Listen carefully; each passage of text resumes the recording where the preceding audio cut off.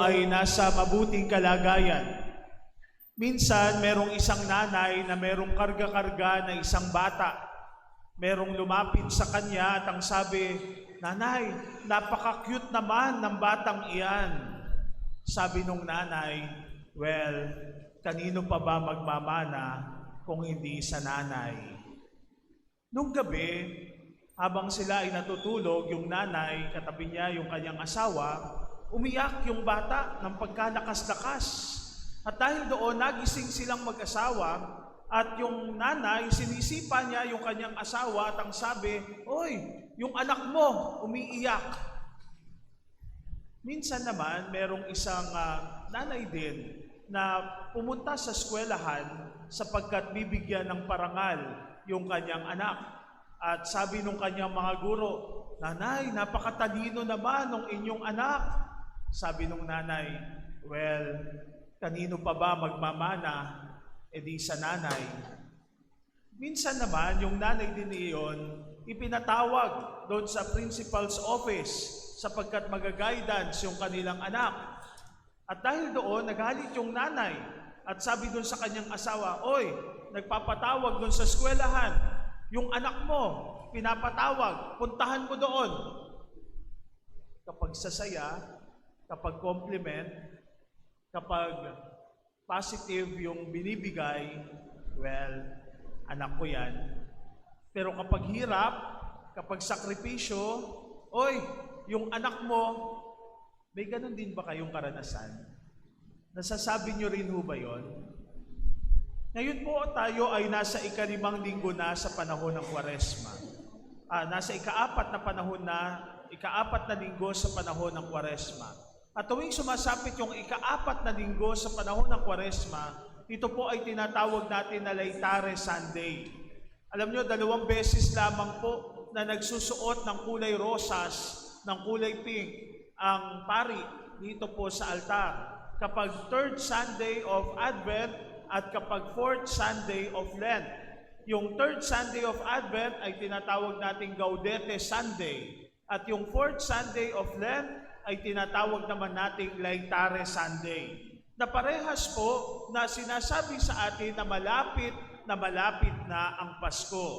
Yung 3rd Sunday of Advent, sinasabi sa atin malapit na ang Pasko ng pagsilang ng Panginoon. Kapag naman 4th Sunday of Lent, sinasabihan naman tayo, malapit na ang Pasko ng muling pagkabuhay ng Panginoon.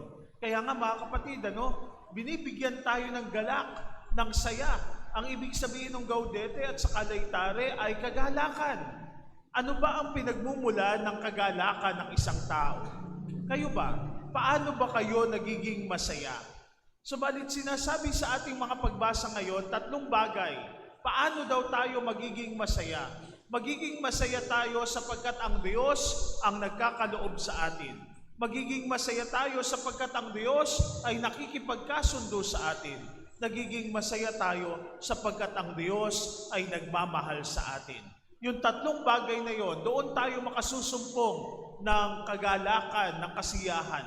At tutulungan tayo ng mga pagbasang narinig natin para palalimin pa yung pagkakaunawa natin sa kagalakan. At titingnan natin, meron ba tayong tunay na kagalakan? Yung una, masusumpungan daw natin ang kagalakan sapagkat ang Diyos ay nagkakaloob sa atin. Narinig natin sa ating unang pagbasa ngayon na ang bayan ng Diyos matapos ang 40 taon na paglalakbay nila doon sa disyerto, narating na nila yung lupang pangako. Nakarating na sila doon sa lupang pangako. At narinig natin doon sa huling bahagi ng ating unang pagbasa ngayon na nang marating na nila yung lupang pangako, nawala na yung pagkakaloob ng mana. Subalit ano ang ipinagkaloob sa kanila ng Panginoon? Pinagkalooban sila ng lupa na kanilang i-cultivate at doon manggagaling ang kanilang makakain. Makikita natin mga kapatid na sa buhay ng mga Israelita, nung sila ay nasa disyerto, ang Panginoon ay nagkaloob sa kanila ng pagkain. Yung mana na tinatawag. Nandoon yung pagkakaloob ng Diyos. At nung marating na nila yung lupang pangako, nandoon yung pagkakaloob ng lupa. para nang sa ganoon, ito ay kanilang pagyayamanin, ito ay kanilang i-cultivate. Ang Diyos ay nagkakaloob sa atin. Ganun pala ho, ano? Ito yung pinagmumula ng ating galak, ng ating saya, sapagkat pinagkakalooban tayo ng Diyos. Siguro magandang tumigil muna tayo doon sumandali at tingnan natin, ano nga ba yung mga kaloob sa akin ng Diyos? Ang pamilya ay kaloob sa inyo ng Diyos. Nakasusumpong ba tayo ng kagalakan sa ating pamilya? Ang mga kaibigan ay kaloob sa atin ng Diyos. Nakasusumpong ba tayo ng kagalakan sa kanila? Ang ating simbahan ay kaloob sa atin ng Diyos. Nakasusumpong ba tayo ng kagalakan sa ating simbahan? Ang Diyos ay nagkakaloob sa atin. At sana yung kaloob sa atin ng Diyos ay pagmulan natin ng kagalakan. Yun po yung una. Pangalawa, sa ating ikalawang pagbasa ngayon, sinasabi naman sa atin ni San Pablo na ang Diyos ay nakikipagkasundo sa atin. Ang tao talikod ng talikod sa Diyos. Ang tao makikita natin sa history ng salvation, nandoon ang patuloy na pagtalikod niya sa Diyos. Subalit ang Diyos patuloy at patuloy na nakikipagkasundo sa tao. Nanaisin ba natin na tayo rin ay makipagkasundo sa Diyos? Doon ba tayo nakasusumpong ng kagalakan? Alam nyo, sabi ng mundo, magiging masaya ka kapag meron kang kaaway. Magiging masaya ka kapag nandoon ka sa yugto ng kasalanan. Magiging masaya ka at may thrill ang buhay kapag ikaw ay nandoon sa kadiliman. Banal-banal, bait-bait. Huwag kang KJ. Dito na lamang tayo. Dito magiging masaya ka. Pero alam natin mga kapatid na yun ay panandalian lamang na kagalakan. Ang tunay na kagalakan ay masusumpungan lamang natin sa Diyos. Sapagkat ang Diyos ay nakikipagkasundo sa atin. Kaya nga kahit gaano kalaki yung ating kasalanan, kapag tayo ay lalapit sa Diyos, kapag tayo ay dudulog sa Kanya, nandoon ang kapatawaran sa ating mga kasalanan. At sana yung pagpapatawad na yun ng Diyos ay magdulot sa atin ng kagalakan. Yun po yung pangalawa, masusumpungan natin ang kagalakan sapagkat ang Diyos ay nakikipagkasundo sa atin. Pangatlo at panghuli, narinig natin yung pamilyar na kwento ng prodigal son. At alam ko po, marami ng mga pagninilay ang nabanggit patungkol dito. Subalit sana ngayong panahong ito ng Kwaresma, makita natin kung paano ang Diyos ay tunay na nagmamahal sa atin.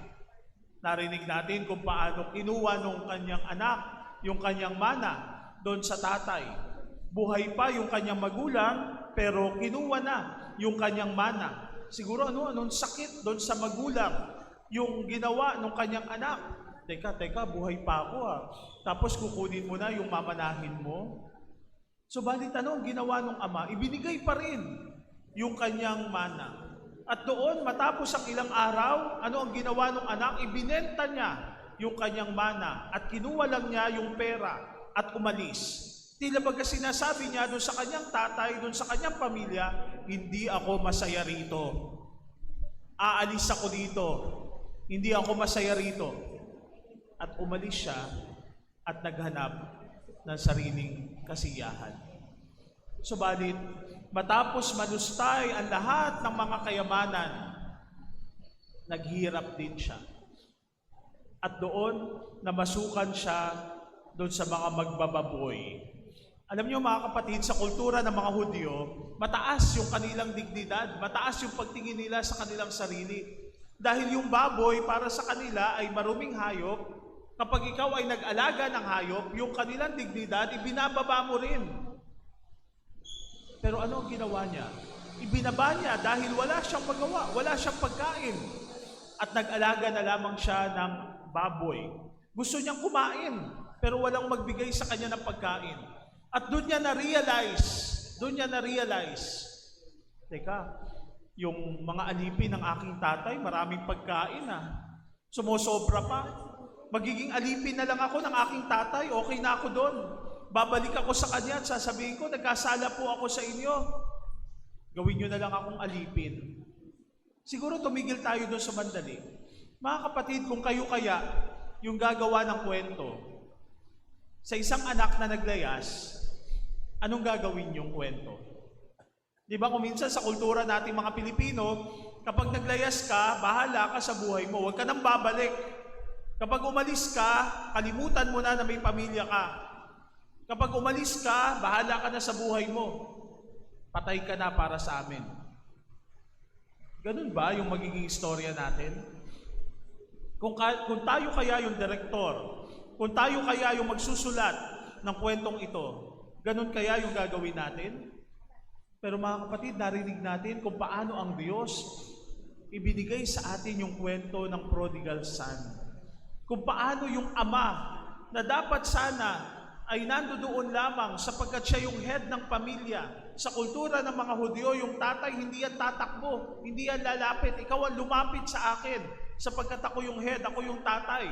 Subalit, nang paparating na yung kanyang anak, na marahil mga kapatid, sa loob ng ilang panahon, pumayat na, madumi ang damit, gula-gulanit, siguro mahaba na yung buhok, marahil hindi na makilala. Pero yung tatay, kahit malayo pa siya, kahit ano pa man ang itsura niya, anak ko yan. Anak ko yan. Kaya patakbo siyang pumunta, niyakap, hinagkan, at ibinalig ang dignidad. At sila'y nagsaya. Ganun kamahal ng ama yung kanyang anak. Kaya handa niya itong tanggapin kahit gaano kalaking kasalanan ang ginawa ng kanyang anak sa kanya dahil sa pagmamahal. At sila'y nagsaya. Subalit merong isa pang malungkot. Sino pa yung malungkot? Yung panganay. Nang marinig na nagkakasiyahan doon sa kanilang bahay, ayaw nang pumasok. At tinanong, anong meron sa atin? Umuwi po yung kapatid nyo. Pinapatay yung pinatabang guya. Kasi bumalik siya na ligtas at buhay.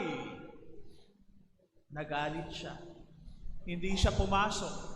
Ano ang ginawa? Yung tatay pa rin na hindi dapat pumunta roon, hindi dapat tumakbo doon, hindi dapat lumapit doon, lumapit pa rin doon sa kanyang panganay na anak at inamo-amo siya. Ano ang sabi ng panganay?